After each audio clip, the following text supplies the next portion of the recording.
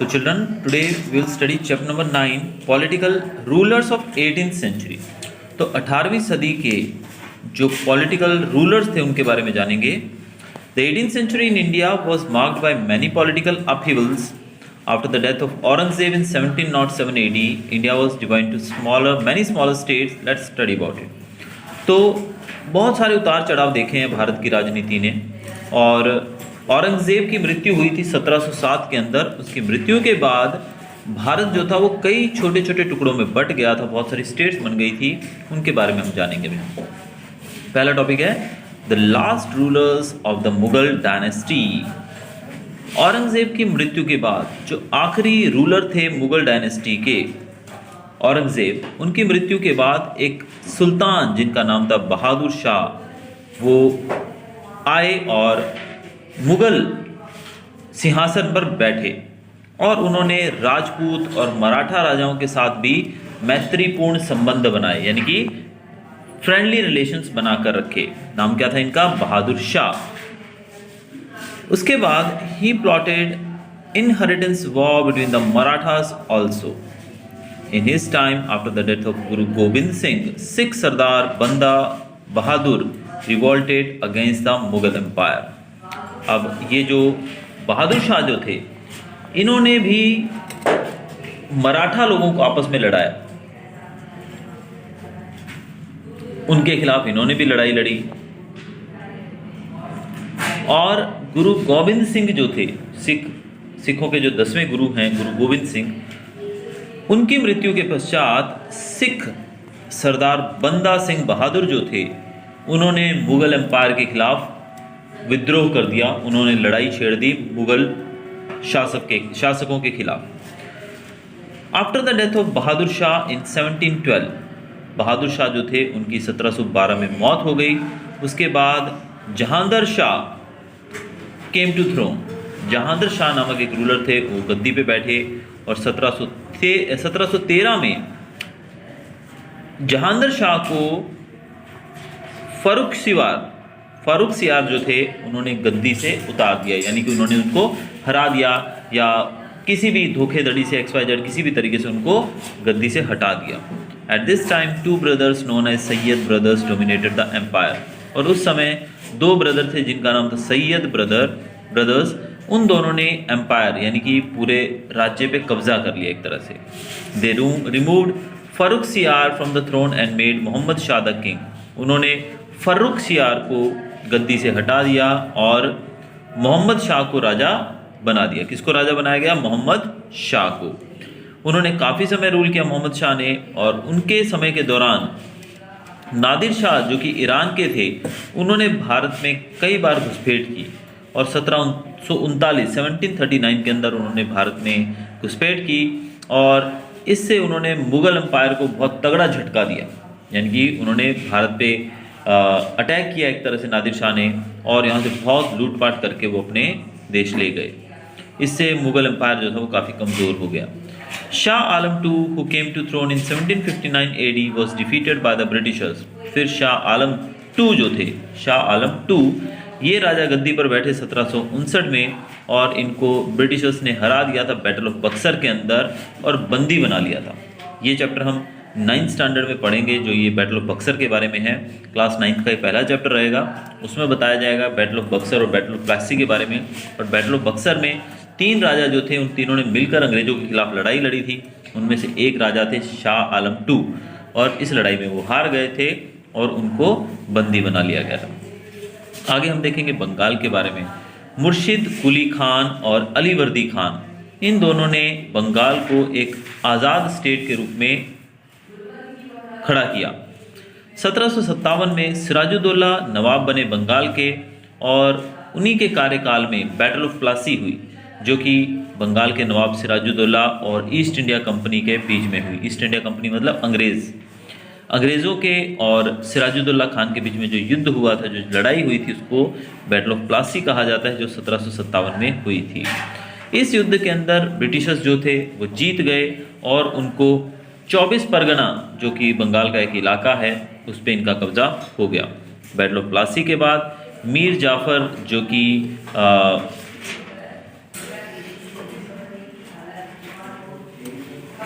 राजा बनाए गए थे सिराजुद्दौला के बाद। एक्चुअल में हुआ क्या था बैटल ऑफ प्लासी के अंदर, जो सिराजुद्दौला की आर्मी स्ट्रांग थी, ब्रिटिश आर्मी बहुत कमज़ोर थी, लेकिन सिराजुद्दौला की आर्मी के जो कमांडर थे मीर जाफ़र, उनको अंग्रेज़ों ने घूस देकर, रिश्वत देकर अपने साथ मिला लिया और इस तरीके से सिराजुद्दौला की हार हुई।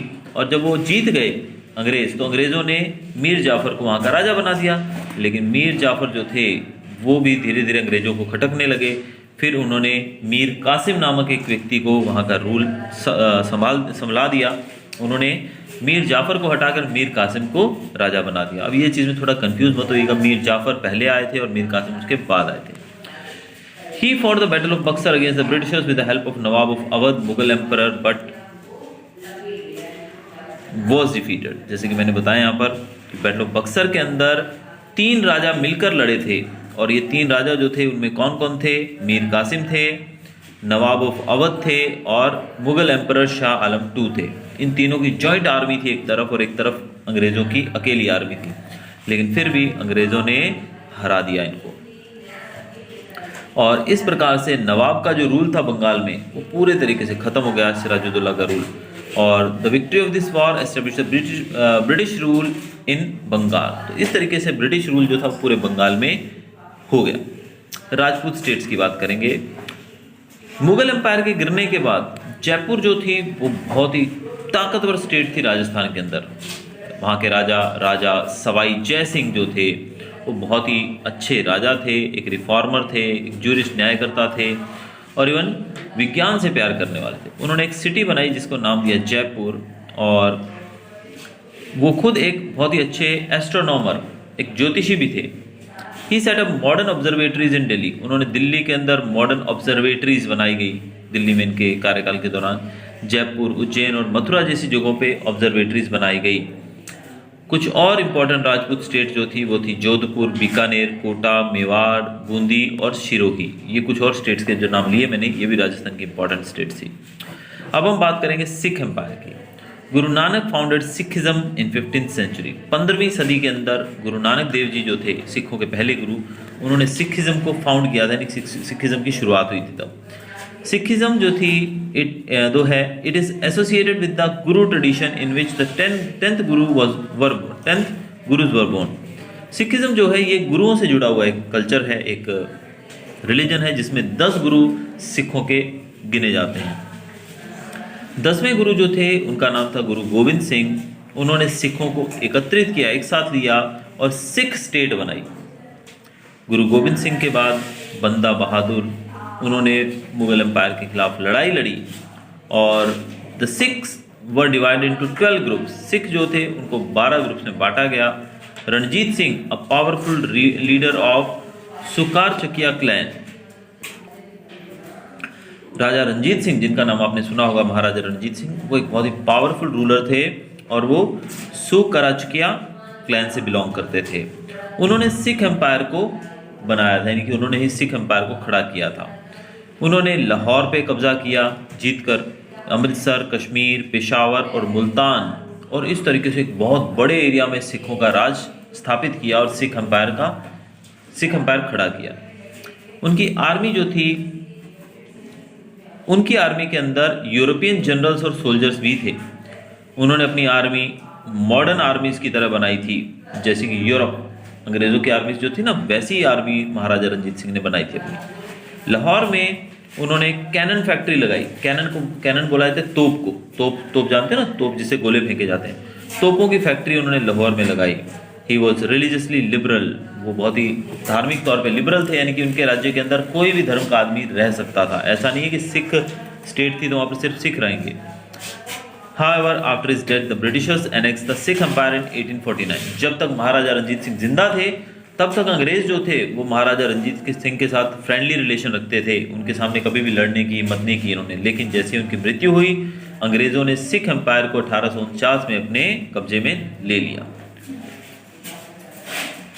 आगे हम देखेंगे मराठा एम्पायर के बारे में। छत्रपति शिवाजी जो थे वो 17वीं सदी के बहुत ही सक्षम रूलर थे। शिवाजी ने इंडिपेंडेंट स्टेट बनाई by troubling the sultan of Bijapur. Bijapur के सुल्तान को हराकर उन्होंने इंडिपेंडेंट स्टेट खड़ी की। The Mughal emperor Aurangzeb and the Portuguese etcetera. उन्होंने कुछ राजाओं को, इवन औरंगजेब और पोर्टुगीज जैसे जो रूलर्स थे, पोर्टुगीज लोग जो भारत में आए थे रूल करने, उन सबको हराकर शिवाजी ने एक इंडिपेंडेंट स्टेट खड़ी की थी। आपको पता है पोर्टुगीज जो लोग थे ना, वो सबसे पहले भारत में आए थे। जैसे अंग्रेज आए थे, हम बोलते हैं ना अंग्रेजों ने भारत में रूल किया है। अंग्रेज आए थे, Britishers, French, Dutch, Portuguese, Danish, कई लोग आए थे भारत में रूल करने। लेकिन सबसे पहले जो भारत में आए थे वो थे पोर्टुगीज लोग। पोर्टुगल के रहने वाले लोगों को पोर्टुगीज कहा जाता है। महाराजा जो छत्रपति शिवाजी जी थे उनकी लीडरशिप में मराठास जो थे, उन्होंने गुरिल्ला वॉरफेयर शुरू किया। गुरिल्ला युद्ध जानते हो आप लोग? ये एक तरह की युद्ध पद्धति होती है, युद्ध की एक टेक्निक होती है जिसको गुरिल्ला वॉरफेयर कहा जाता है, जो कि अडॉप्ट की गई थी छत्रपति शिवाजी के द्वारा। He established an efficient, systematic and democratic regime for an independent state. इन्होंने एक एफिशिएंट, बहुत ही अच्छा, सक्षम, सिस्टमैटिक और डेमोक्रेटिक, जहां पर सबको बराबर का अधिकार दिया जाए, ऐसी स्टेट की स्थापना की।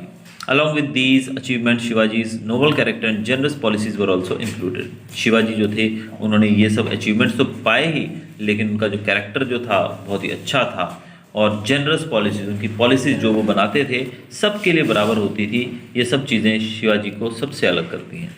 After Chhatrapati Shivaji son, grandson Sahu ji was imprisoned by Aurangzeb.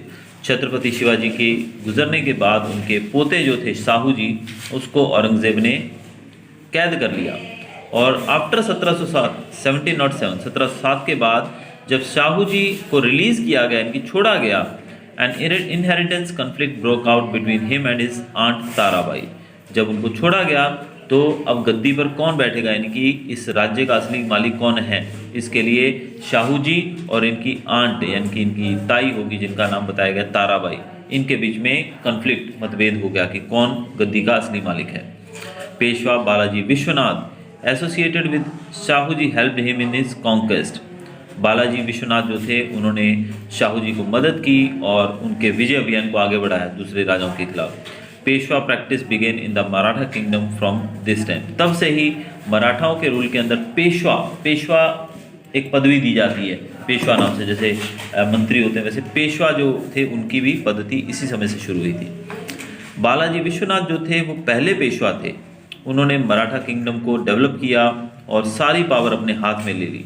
1720 में जब उनकी मृत्यु हुई तो उनके बेटे जो थे बाजीराव वन, वो पेशवा बने और वो बहुत ही कुशल योद्धा थे और एक बहुत ही तेज़ तरार पॉलिटिशियन, राजनीतिज्ञ थे। उन्होंने बहुत सारी मुगल टेरिटरीज़ को मराठा एम्पायर में मिलाया और मराठा स्टेट को और ज़्यादा बड़ा किया। उन्होंने मालवा, गुजरात, बुंदेलखंड, इन जगहों को जीत लिया। Not only this, he defeated the Nizam of Hyderabad also. उन्होंने हैदराबाद के निज़ाम को भी हराया। उन्होंने महाराष्ट्र को एक बड़े मराठा एम्पायर में बदला।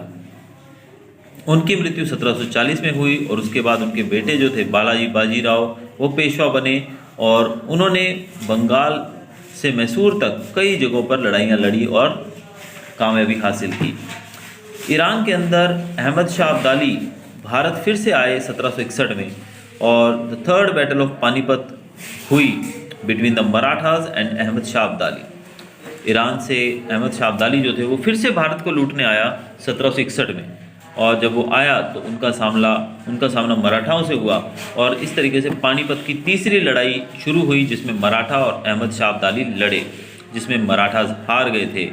Balaji Bajirao died after hearing the traumatic news. जब बालाजी बाजीराव को पता लगा कि अहमद शाह अब्दाली ने तीसरे पानीपत के युद्ध में हमको हरा दिया है, तो इस खबर को वो सहन नहीं कर पाए, उनकी मृत्यु हो गई।